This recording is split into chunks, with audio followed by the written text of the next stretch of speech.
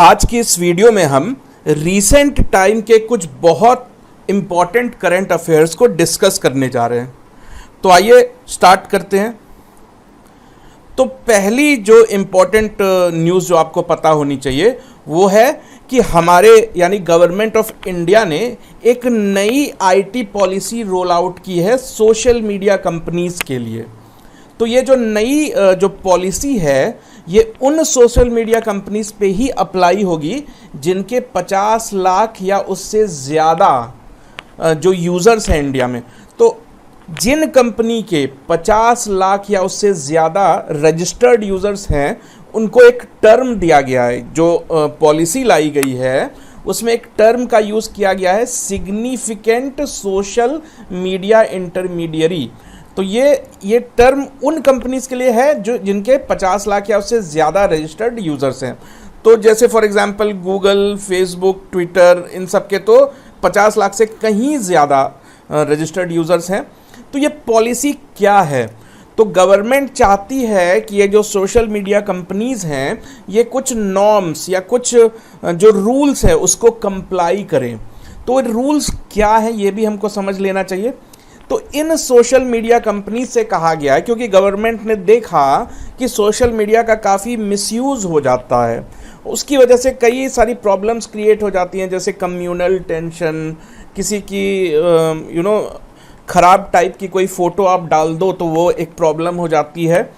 तो गवर्नमेंट ने इन सब को टैकल करने के लिए पॉलिसी रोल आउट की है। तो इन कंपनीज़ को कुछ नियम का पालन करना होगा। तो वो नियम क्या हैं?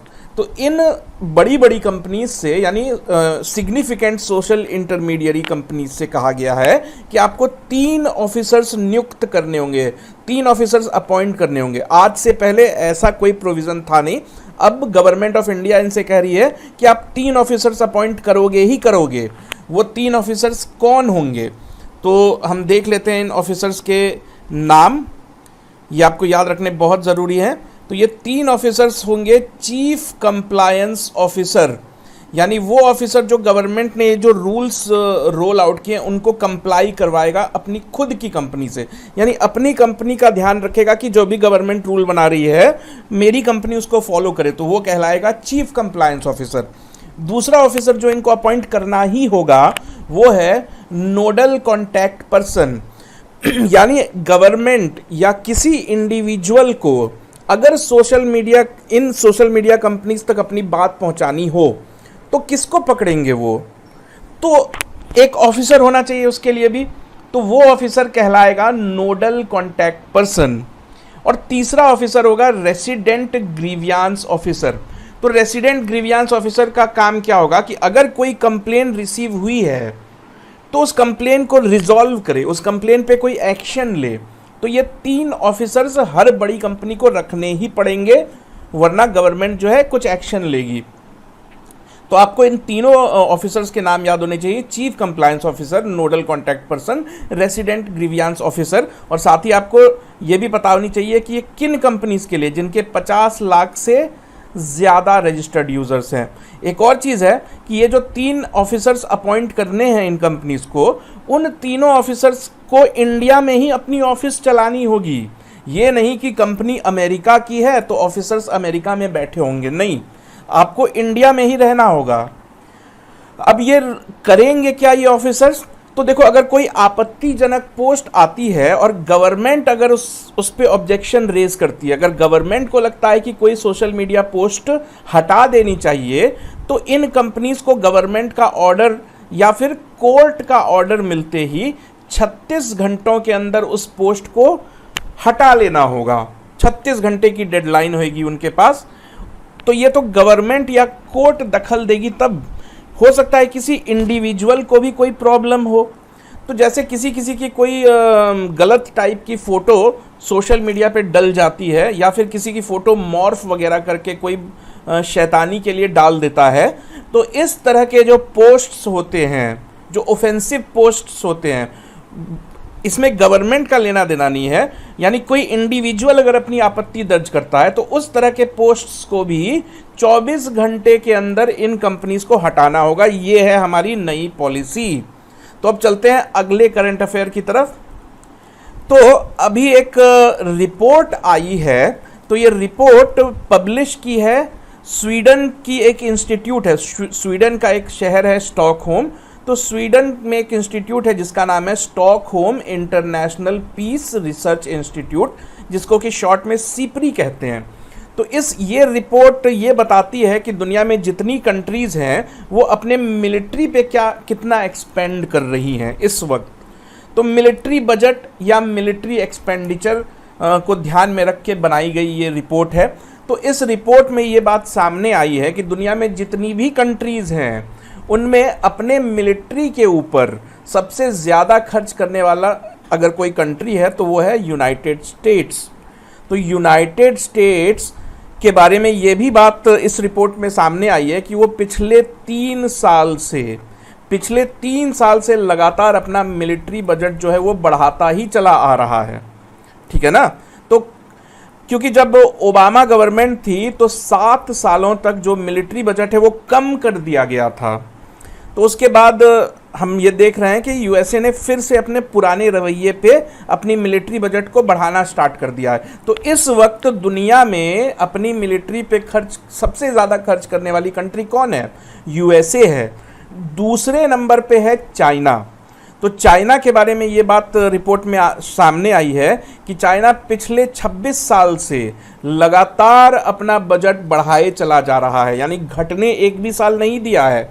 26 साल से लगातार अपने बजट को बढ़ाए चला जा रहा है ये चाइना। और ऐसा पहले किसी कंट्री ने नहीं किया कि लगातार 26 साल तक कोई अपनी मिलिट्री बजट को बढ़ाता रहे। अगर बात करें इंडिया की तो इस लिस्ट में तीसरा नंबर इंडिया का ही है। तो आपसे क्वेश्चन पूछा जाएगा कि इंडिया की रैंक क्या है, या पूरी दुनिया में मिलिट्री बजट सबसे military expenditure for the year 2020, यानी सिर्फ 2020 की बात हो रही है, सबसे ज़्यादा खर्च करने वालों में तीसरे नंबर पे इंडिया ही रहा। अगर कुछ फैक्ट्स की बात करो तो इंडिया का जो 2020 का जो मिलिट्री एक्सपेंडिचर है, मैं बजट की बात नहीं कर रहा, देखो बजट और एक्सपेंडिचर दो अलग चीज़ें होती है।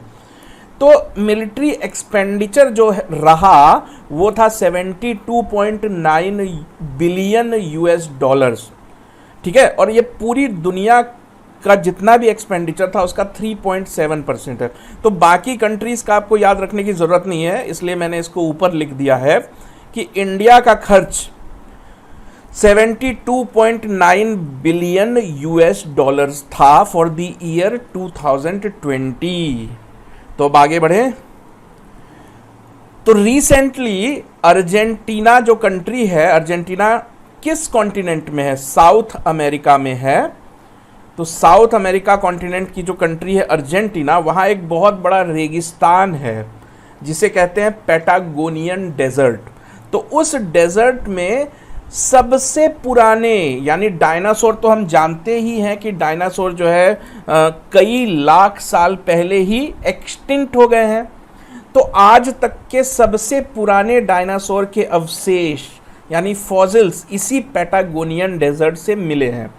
तो इस डायनासोर को नाम दिया गया है टाइटेनोसोर। और ये जो पर्टिकुलर ये जो फॉसिल मिली है, इस फॉसिल को नाम दिया गया है निंजा टाइटन। ठीक है ना। तो देखो पूरे इस तरह के जो डायनासोर्स हुआ करते थे उनको टाइटेनोसोरस नाम दिया गया, लेकिन ये जो पर्टिकुलर जो फॉसिल हमको मिला है उसको निंजा टाइटन का नाम दिया गया। और ये जो डायनासोर्स थे, तो ये डायनासोर्स तो कई तरह के होते थे। कुछ डायनासोर होते थे जो दूसरे जानवरों को खाते थे, कुछ डायनासोर होते थे जो सिर्फ पेड़ पत्ती फूल पौधों को ही खाते थे। तो ये जो डायनासोर जिसकी हम बात कर रहे हैं टाइटेनोसोरस, ये सौरोपॉड डायनासोर की प्रजाति का कहलाता है। तो सौरोपॉड डायनासोर कौन होते थे?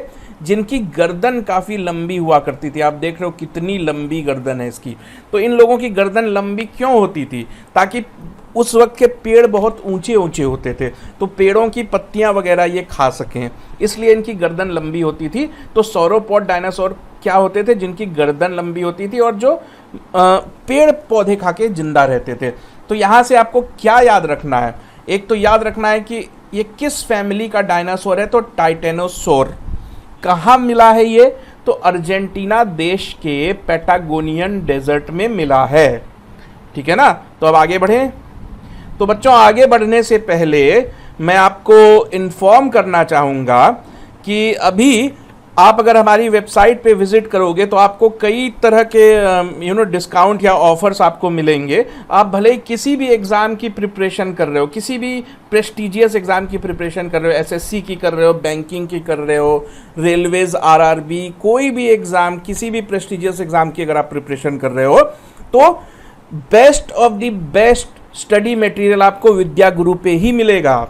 अगर आप चाहो तो आप इंटरनेट पे जाके किसी भी, जो कई सारी रिव्यू वेबसाइट्स हो सकती हैं, वहाँ पे आप हमारे एक्स स्टूडेंट्स के रिव्यूज़ पढ़ सकते हो। तो आप हमारी वेबसाइट विजिट करो।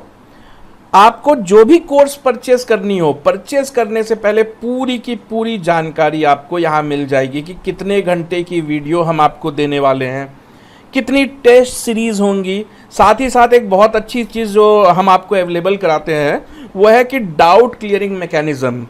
यानी आपको अगर कोई डाउट आता है पढ़ते वक्त तो आप इमीडिएटली वो डाउट जो है हम तक सेंड कर सकते हो, आपको इमीडिएट रिप्लाई मिलता है। तो बिल्कुल 24/7 स्टूडेंट की सर्विस फैसिलिटी हमारे पास अवेलेबल होती है। ठीक है। तो एक बार आप ये वेबसाइट ज़रूर विजिट करो। अगर आप वाकई में अपने एग्ज़ाम के प्रिपरेशन को लेके सीरियस हो तो आप सिर्फ 2 या 3 मिनट का वक्त दो, आप ये वेबसाइट विजिट करो। ये हमारी URL है vidyaguru.in। तो अब आगे बढ़ते हैं। तो रिसेंटली एक बहुत दुख भरी घटना हुई। तो सिमलीपाल जो बायोस्फीयर रिजर्व है, तो ये सिमलीपाल बायोस्फीयर रिजर्व कहाँ है? तो उड़ीसा के मयूरभांज जिले में पड़ता है ये। तो बायोस्फीयर रिजर्व क्या होता है? तो बायोस्फीयर रिजर्व एक कह लो कि फॉरेस्ट एरिया होता है जिसको कि गवर्नमेंट रिजर्व कर देती है। रिजर्व करने का मतलब ये है कि वहाँ पे कोई कमर्शियल एक्टिविटी नहीं हो सकती, वहाँ की कोई ज़मीन खरीदी बेची नहीं जा सकती, कोई फैक्ट्री नहीं बना सकता, कोई पेड़ नहीं काट सकता। यानी वो रिजर्व है, प्रकृति को रिजर्व कर दिया गया कि प्रकृति से कोई छेड़छाड़ ना हो। वहाँ कोई जानवर रहते हैं तो उनको प्रोटेक्शन मिले, कोई उनका शिकार ना कर सके।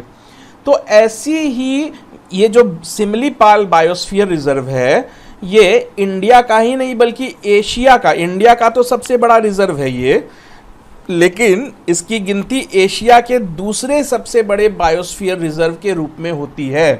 तो सोचो ये कितने बड़े एरिया में फैला हुआ है।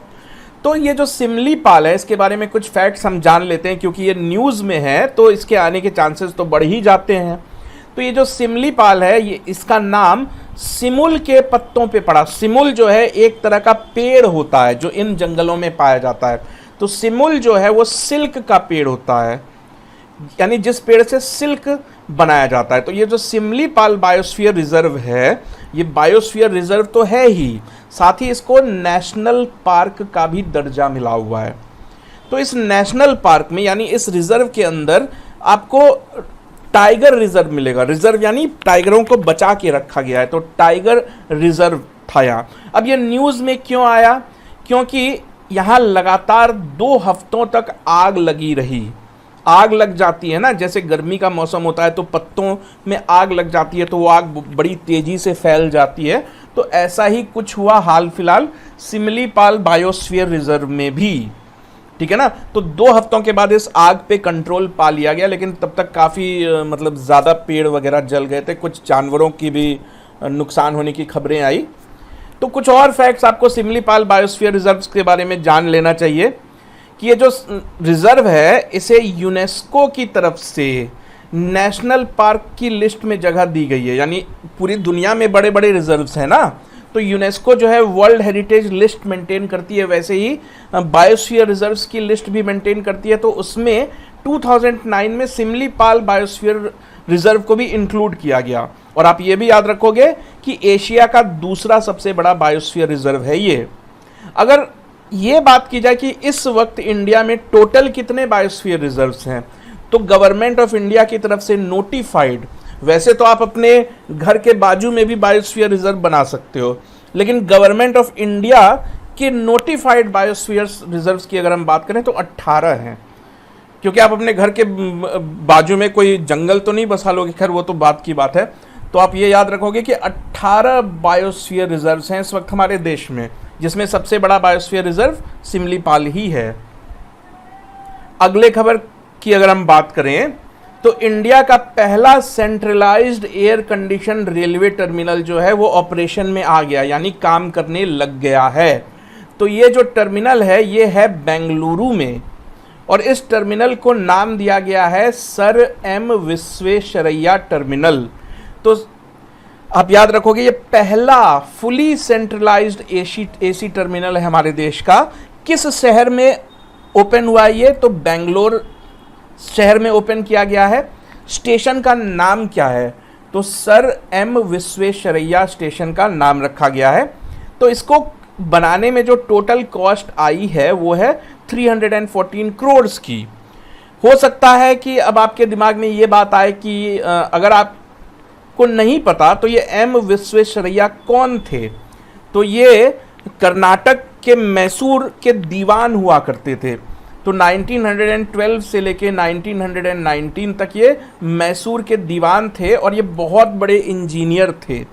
तो इन्होंने जब भारत आज़ाद हो गया और उससे पहले भी जो एज एन इंजीनियर काफ़ी सारे बड़े बड़े डैम्स बनाने में, रोड्स कंस्ट्रक्ट करने में जो है इंडियन गवर्नमेंट को हेल्प क्या की, लीड किया। इन्होंने ही उन प्रोजेक्ट्स को लीड किया।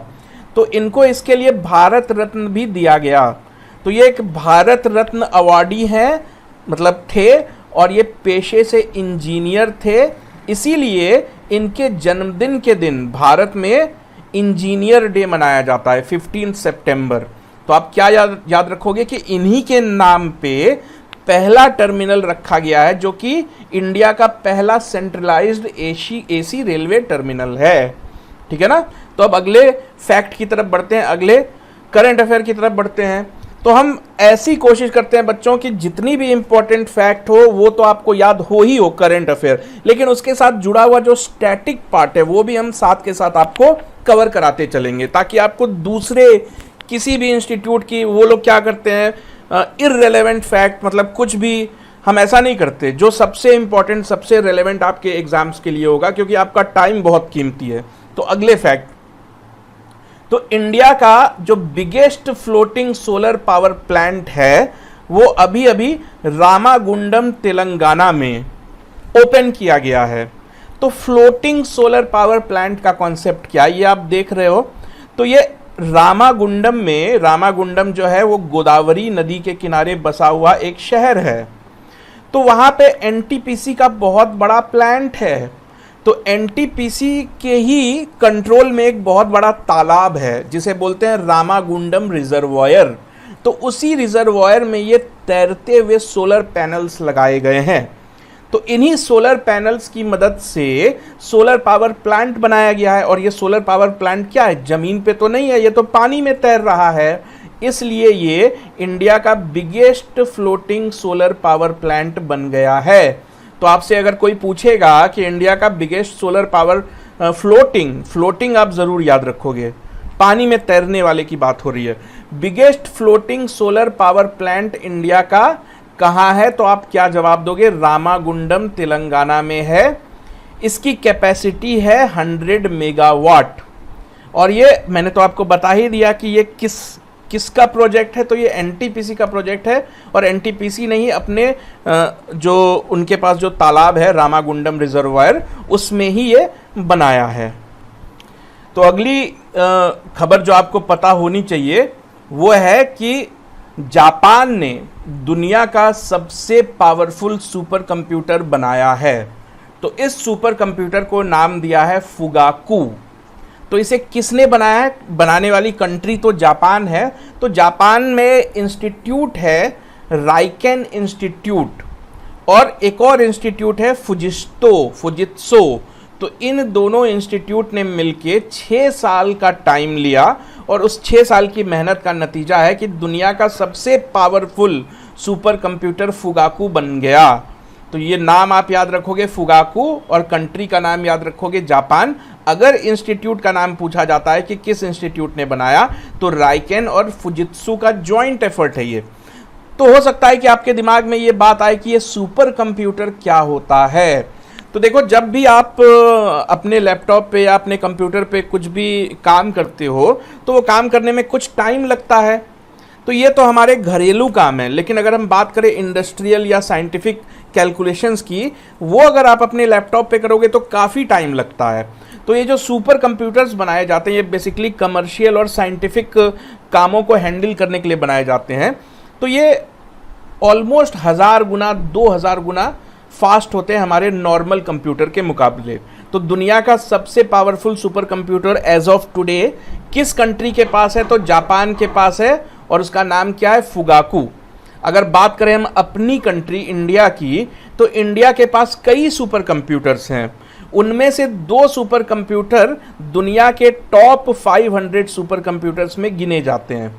तो वो उन दोनों का नाम तो हमें पता होना ही चाहिए।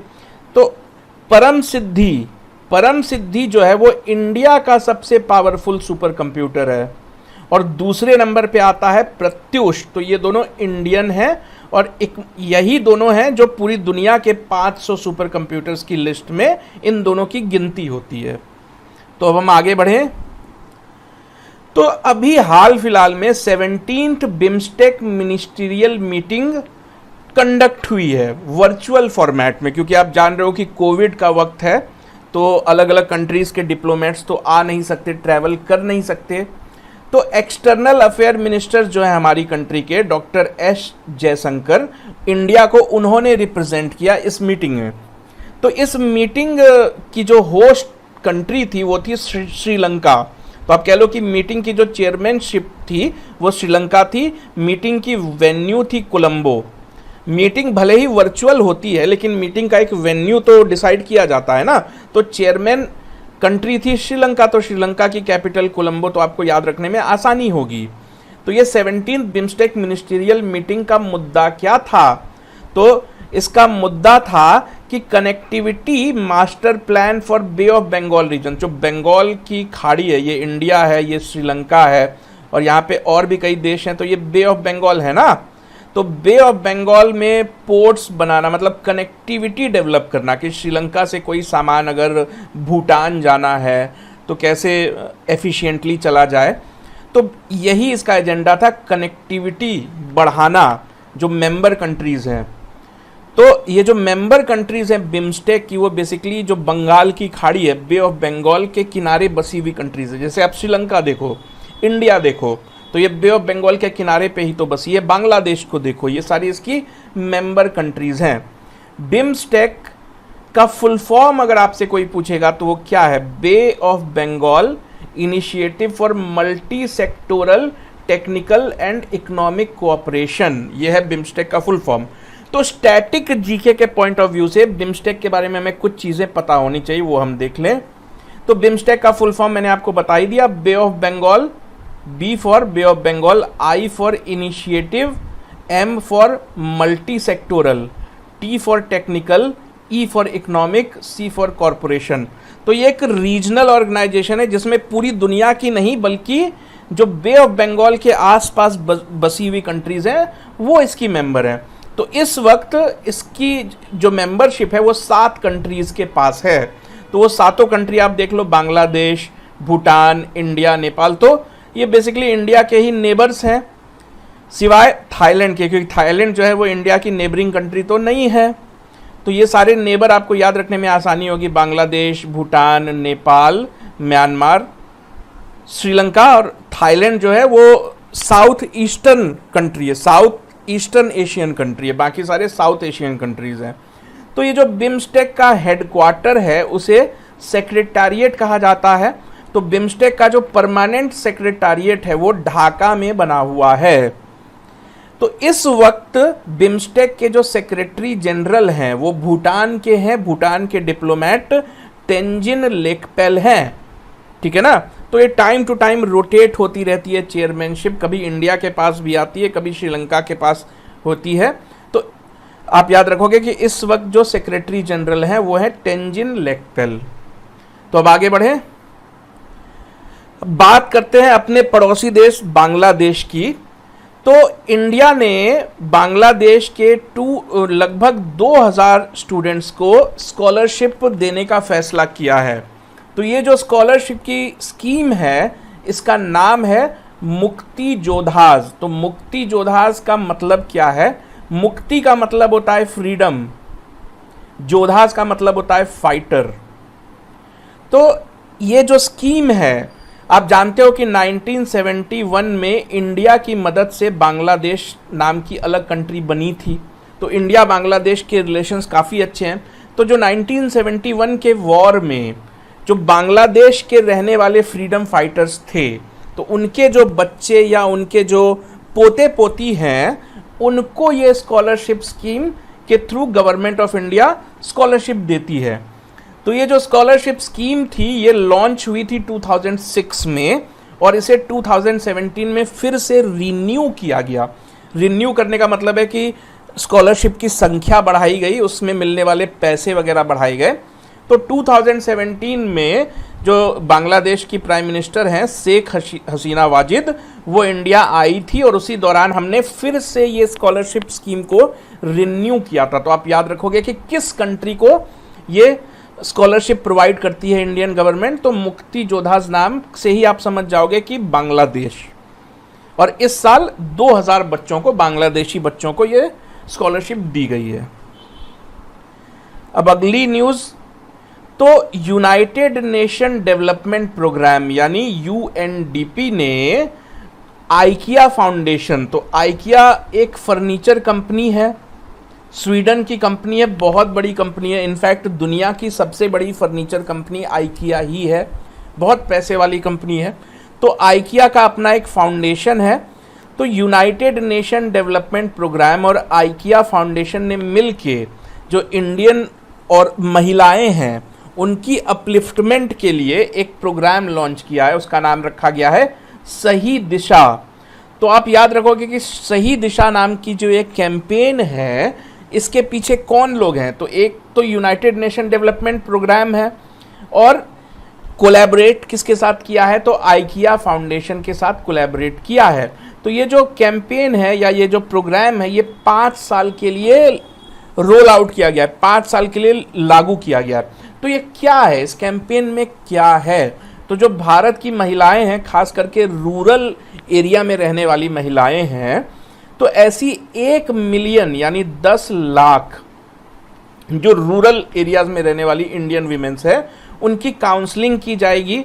उनको स्किल्स यानी कुछ ऐसे स्किल्स सिखाए जाएंगे जिनसे कि वो खुद का रोजगार, खुद की नौकरी वगैरह, मतलब खुद का स्टार्टअप वगैरह चालू कर सकें। तो आप ये याद रखोगे, इसका नाम सही दिशा। किसने लॉन्च किया? यूनाइटेड नेशन डेवलपमेंट प्रोग्राम ने किया लॉन्च। किसके साथ मिलके किया? आइकिया फाउंडेशन के साथ मिलके किया। टारगेट क्या है? 1 मिलियन वीमेन को ट्रेन करना। किस चीज के लिए ट्रेन करना? कि वो खुद अपनी लाइवलीहुड पैदा कर सकें और खुद जॉब अपॉर्चुनिटी हासिल कर सकें।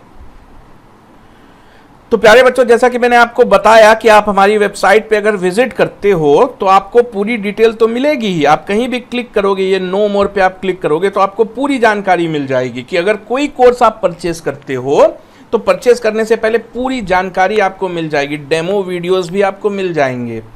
इन केस आपको फिर भी कोई डाउट हो या आप बात करना चाहते हो हमारे रिप्रेजेंटेटिव से, कस्टमर केयर रिप्रेजेंटेटिव से, तो इन नंबर्स पे आप कॉल कर सकते हो। वर्किंग आवर्स में आप कभी भी कॉल करोगे, या फिर अगर आपको कोई मेल लिखने की ज़रूरत महसूस होती है कि मेल पे आपको कुछ डिटेल वगैरह चाहिए होंगे, तो आप ये मेल आईडी अगर आपको स्क्रीन पे दिख रही है तो इस पर आप मेल भी कर सकते हो। तो अगर आप सीरियस हो, आपने सोच ही लिया है कि आपको ऑफिसर बनना ही है, ठीक है, अपनी ज़िंदगी सुधारनी ही है, तो सिर्फ 2 मिनट का वक्त दो और इस वीडियो के ख़त्म होने के बाद आप एक बार सिर्फ 2-3 मिनट के लिए ही सही आप हमारे वेबसाइट vidyaguru.in पे विजिट ज़रूर करें। तो अगले खबर में देखते हैं। तो इंडिया कोरिया की जो दोस्ती है वो थोड़ी और गहरी हो गई। क्यों गहरी हो गई? क्योंकि इंडिया कोरिया की दोस्ती को गहरा करने के लिए फर्स्ट इंडो कोरियन पार्क का उद्घाटन किया गया। कहाँ किया गया? दिल्ली कंटोनमेंट में। अब ये कंटोनमेंट क्या होता है? ये एक तरह का आर्मी एरिया होता है, आर्मी जोन होता है। तो दिल्ली में दिल्ली कैंट बोलते हैं इसे, ये एक सैनिक इलाका है। तो यहाँ पे ये पार्क बनाया गया, ये दोनों देशों की दोस्ती की निशानी है, इंडिया और कोरिया की। तो ये निशानी किस चीज़ को सिंबलाइज करती है? तो इंडिया ने कई मतलब जब कोरियन वॉर चल रहा था 1950-53 में कोरियन वॉर चला, जिसका नतीजा ये निकला कि साउथ कोरिया और नॉर्थ कोरिया अलग हो गए, एक बहुत बड़े लार्ज स्केल की लिबरेशन वॉर थी वो। तो उसमें इंडिया ने अपनी पीस कीपिंग फोर्स भेजी थी, ठीक है ना। तो इसी जो इंडिया ने मदद करी थी उस वक्त कोरिया की, इसी चीज़ को याद रखने के लिए, इसको कमेमोरेट करने के लिए, सेलिब्रेट करने के लिए दोनों देशों ने दिल्ली कैंटोनमेंट में, यानी भारत की राजधानी दिल्ली के दिल्ली कैंटोनमेंट में फर्स्ट इंडो कोरियन पार्क का उद्घाटन किया। तो इसके उद्घाटन करने के लिए कोरिया के डिफेंस मिनिस्टर आए हुए थे इंडिया, और हमारे जो अपने डिफेंस मिनिस्टर हैं ऑनरेबल राजनाथ सिंह जी, तो इंडिया की तरफ से जो हमारे डिफेंस मिनिस्टर थे श्री राजनाथ सिंह वो मौजूद थे, और कोरिया के तरफ से उनके जो डिफेंस मिनिस्टर थे वो थे मिस्टर सुह वुक। तो जब हम कोरिया की बात करते हैं तो हम साउथ कोरिया की बात कर रहे हैं यहाँ पे, ठीक है ना। ये आप देख रहे हो, ट्वीट में भी ट्वीट किया था हमारे वेस्टर्न कमांड ने इंडियन आर्मी की। तो अब अगली खबर पे देख लेते हैं। तो इंडियन कोस्ट गार्ड में अभी अभी एक बहुत स्ट्रॉन्ग, बहुत पावरफुल, कह लो कि आप इसे कहते हैं OPV, यानी ऑफ शोर पेट्रोलिंग व्हीकल। ऑफ शोर पेट्रोलिंग व्हीकल यानी समुद्र में नजर रखने वाली समुद्री बेड़ा, जहाज, तो उसको इंडक्ट किया गया। तो इसका नाम है वज्र, ठीक है ना। तो ये जो वज्र नाम का जो जहाज है, इसे बनाया है लार्सन एंड टूब्रो कंपनी ने। तो इस कंपनी को 2015 में मिनिस्ट्री ऑफ डिफेंस की तरफ से कॉन्ट्रैक्ट दिया गया था। तो एक्चुअली क्या है कि जो मिनिस्ट्री ऑफ डिफेंस है, इसने 7 ऐसे OPV बनाने का फैसला किया था, 7 OPVs। तो 5 तो पहले ही बन गए थे हमारे पास, और ये छठा है। ये जो वज्र नाम का जो व्हीकल आप देख रहे हो, ये 7 में से छठा व्हीकल है जो कि हमको L&T कंपनी ने बना के दिया है। तो इसको चेन्नई में ये जहाज बनाया गया, और चेन्नई में ही इसको शामिल किया गया इंडियन कोस्ट गार्ड में। उद्घाटन तो नहीं कह सकते, कमीशन बोला जाता है। कमीशन यानी उसको शामिल कर लिया गया इंडियन कोस्ट गार्ड में। तो इसको कमीशन करने वक्त मौजूद कौन थे? तो जनरल विपिन रावत। तो जनरल विपिन रावत कौन है? तो चीफ ऑफ डिफेंस स्टाफ है हमारे देश के। तो ये सारे फैक्ट्स आप याद रखोगे कि भारत की सरकार ने कितने OPVs बनाने का फैसला किया था। तो 7 OPV क्या होते हैं? ऑफ शोर पेट्रोलिंग व्हीकल, यानी समुद्र के अंदर, डीप समुद्र में जाके जो हमारे नज़र बनाए रखें कि कोई किसी तरह का खतरा तो नहीं है हमारे देश के शोर पे, यानी तटों पे। अब कुछ स्टैटिक फैक्ट्स आपको याद रखने हैं कि इस वक्त जो इंडियन कोस्ट गार्ड के डायरेक्टर जनरल हैं, उनका नाम है कृष्णा स्वामी नटराजन। और इंडियन कोस्ट गार्ड की हेडक्वार्टर कहाँ है? तो हमारे देश की राजधानी नई दिल्ली में ही है। तो ये सारी स्टैटिक फैक्ट्स आपको याद रखने हैं। अब बात करें बांग्लादेश की, तो हमने अभी थोड़ी देर पहले देखा कि 1971 वॉर, तो 1971 वॉर के 50 साल पूरे हुए। कब पूरे हुए? 2021 में पूरे हुए। अभी ये जो लड़ाई हुई थी 1971 की, तो ये इंडिया और पाकिस्तान के बीच में हुई थी, जिसका नतीजा ये निकला था कि बांग्लादेश नाम का एक अलग देश बना, जिसमें इंडिया का बहुत बड़ा रोल है। तो इसी दोस्ती को सेलिब्रेट करने के लिए, जो इंडिया ने बांग्लादेश की उस वक्त इतनी मदद की, इसको सेलिब्रेट करने के लिए जो हमारे देश के यानी इंडियन एयरफोर्स के जो चीफ हैं मिस्टर RKS भदौरिया, ये बांग्लादेश गए हुए थे। तो ये बांग्लादेश में 4 दिन के दौरे पे गए हुए थे। तो उस दौरे में एक हमारे इंडियन एयरफोर्स के जो चीफ थे और एक बांग्लादेश के जो एयरफोर्स के चीफ थे, दोनों ने एक दूसरे को गिफ्ट दिया। वो गिफ्ट क्या था? तो इंडिया ने अपनी तरफ से एलॉय 3 नाम का हेलीकॉप्टर बांग्लादेश को गिफ्ट दिया।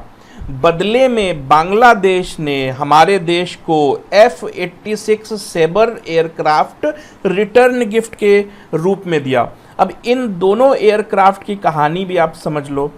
तो ये दोनों एयरक्राफ्ट 1970 वॉर की लड़ाई में यूज किए गए थे। तो अब इसको एक याद के तौर पे, यादों को ताज़ा करने के लिए ये गिफ्ट दिया गया। ऐसा नहीं है कि ये एयरक्राफ्ट अभी भी हमारी आर्मी यूज़ करेगी, नहीं, इनको म्यूज़ियम में रखा जाएगा, बट इन दोनों के साथ यादें जुड़ी हुई है। तो ये जो एलॉयड 3 हेलीकॉप्टर है, इसे इंडियन एरोनॉटिकल कंपनी ने बनाया था, ठीक है ना। तो इसीलिए ये एक याद के तौर पे दोनों कंट्रीज़ ने गिफ्ट को एक्सचेंज किया। तो ये कुछ इंपॉर्टेंट करंट अफेयर थे। तो हम रेगुलर बेसिस पे अपनी वेबसाइट पे और यूट्यूब चैनल पे खास करके इस तरह की वीडियोस अपलोड करते रहते हैं रेगुलर, ताकि एक भी करंट अफेयर आपसे मिस ना हो पाए। तो अगर आपको ये वीडियो अच्छी लगी या अगर बुरी भी लगी तो आप कमेंट सेक्शन में कमेंट करके ज़रूर बताना, क्योंकि आपका फीडबैक बहुत इंपॉर्टेंट है हमारे लिए, ठीक है ना। तो अगर आपको ये वीडियो अच्छी लगी है तो आप एटलीस्ट एक लाइक करके हम तक ये बात पहुंचा सकते हो, फीडबैक पहुंचा सकते हो, तो हमें भी थोड़ी इनकरेजमेंट मिलेगी। और अगर आप को कोई फीडबैक देनी हो कि वीडियो में आपको कुछ अच्छा ना लगा, तो भी आप कमेंट सेक्शन में कमेंट करके ज़रूर बताओ। और प्लीज़ हमारे चैनल को सब्सक्राइब तो आप कर लो, क्योंकि जब भी हम time to time video upload करेंगे तो आपको नोटिफिकेशंस मिल जाया करेगी, और आपकी प्रिपरेशन का बहुत बड़ा हिस्सा जो है वो इन वीडियो से ही कवर हो जाता है। तो आप इस अपॉर्चुनिटी का फ़ायदा ज़रूर उठाएं। हमारी जो यूट्यूब चैनल है उसको सब्सक्राइब आप ज़रूर करें।